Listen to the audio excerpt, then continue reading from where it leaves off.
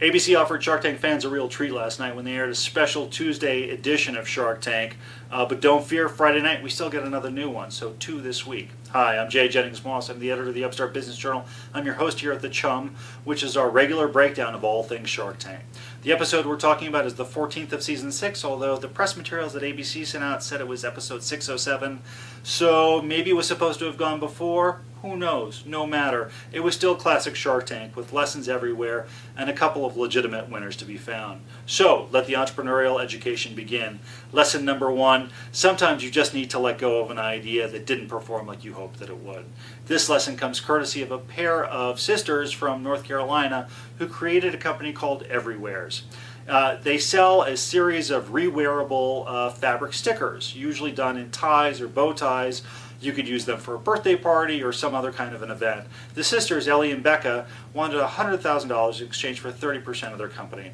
Now, since 2011, they'd racked up $600,000 in sales. Not bad, but their sales figures had gone down over time, and they didn't have a good plan in place to really reverse that trend. The Sharks did not look upon them kindly. Robert Herkovic kept repeating the phrase, "nobody cares." And Kevin O'Leary, Mr. Wonderful, suggested that they were burdened with a hound dog in hell. Now, Mark Cuban said that he thought that they were lost, but he offered them a lifeline. He was willing to pay $200,000 for their entire company, and he said that he would contract with them to provide additional sticker designs.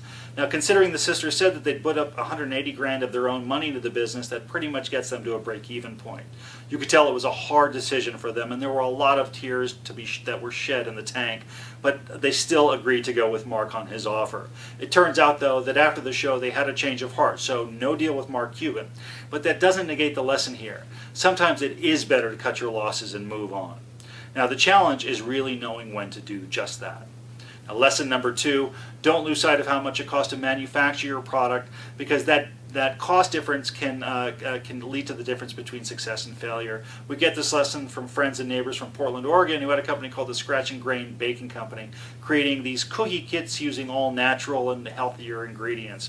In 14 months in business, they sold $52,000 worth of their product. They knew they needed to bring their cost down in order to make some more dough. Sorry, I really couldn't resist that one. Each kit cost almost $4 to make, and then they would retail them for anywhere from $7 to $12.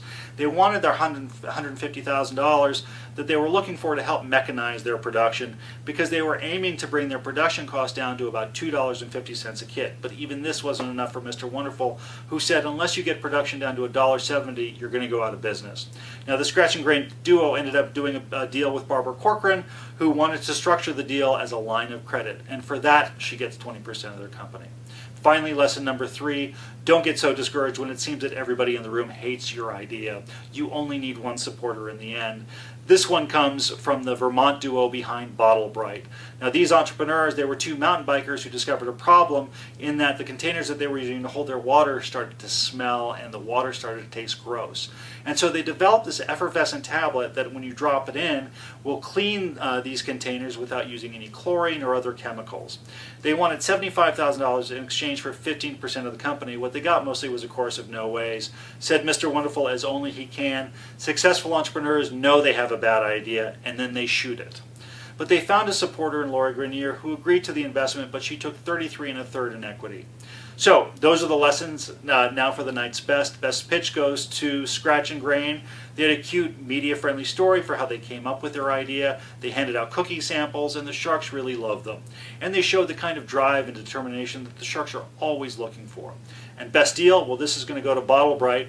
Sure, the guys had to give up more than twice in equity that they wanted to, but given Lori's connections to QVC and Bed Bath & Beyond, not to mention the hostility shown by the other Sharks, I think they made a pretty good deal here, and it really has the potential to do good things for them.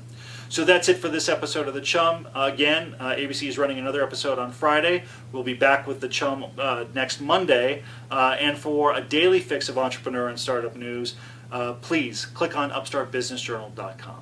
Thanks for watching.